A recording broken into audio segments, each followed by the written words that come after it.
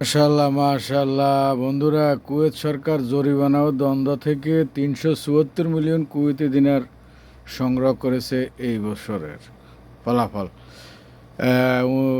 2026 এবং 2027 অর্থ বছরের বাজেট প্রতিবেদনে প্রকাশ করা হয়েছে যে জরিমানা, দণ্ড এবং বাজেয়াপ্তকরণ থেকে মোট আনুমানিক রাজস্ব বেড়ে ৩৭৪.৬১০ মিলিয়ন কুয়েতি দিনার দাঁড়িয়েছে, যা গত অর্থ বছরের বাজেটের বরাদ্দকৃত ৩৬৬.৫১৯ মিলিয়ন কুয়েতি দিনারের চেয়ে ৮.০৯১ মিলিয়ন কুয়েতি দিনার বেশি হয়েছে এবছর। এর উদ্দেশ্য হলো দেশের তেল বহির্ভূত রাজস্ব প্রবাহকে শক্তিশালী করা এবং দীর্ঘমেয়াদী আর্থিক স্থিতিশীলতা অর্জন করা।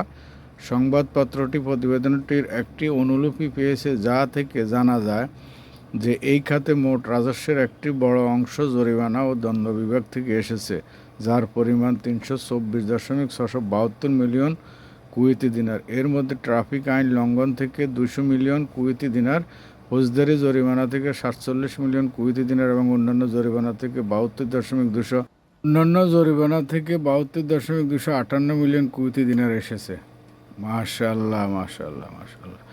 জব্দকরণ বিভাগ অর্থ পাচার এবং সন্ত্রাসবাদের অর্থায়নের কার্যক্রম থেকে সম্পদ বাজেয়াপ্তকরণ বাবদ ৪৫ মিলিয়ন কুয়েতি দিনার এবং বাজেয়াপ্তকৃত গ্যারান্টি থেকে ৪৭.৬৩৮ মিলিয়ন কুয়েতি দিনার নথিভুক্ত করা হয়েছে, যা প্রমাণ করে যে বিচার ব্যবস্থা এবং জাতীয় নিরাপত্তা প্রয়োজনীয়তার মধ্যে ভারসাম্য বজায় রাখা হয়েছে। প্রতিবেদনে জরিমানা দণ্ডকে পেশাগত শৃঙ্খলা প্রতিষ্ঠার লক্ষ্যে আইন বা প্রশাসনিক নিয়ন্ত্রক প্রোটোকল লঙ্ঘনের কারণে আদালত বা বিচারিক সংস্থা কর্তৃক আদেশকৃত বাধ্যতামূলক চলমান হস্তান্তর হিসেবে সংজ্ঞায়িত করা হয়েছে, যার মধ্যে বিচারিক কাঠামোর বাইরে চূড়ান্ত হওয়ার নিষ্পত্তির অন্তর্ভুক্ত। ধন্যবাদ, সবাই ভালো থাকবেন। প্রিয় দর্শক, কুয়েতের আইন কানুন মেনে চলবেন। আপনারা যারা ড্রাইভারি করেন, রোডে খুব সাবধানতা অবলম্বন করি গাড়ি ঘোড়া চালাইবেন, যেন জরিমানা না খান। আল্লাহ হাফেজ, সবাই ভালো থাকবেন।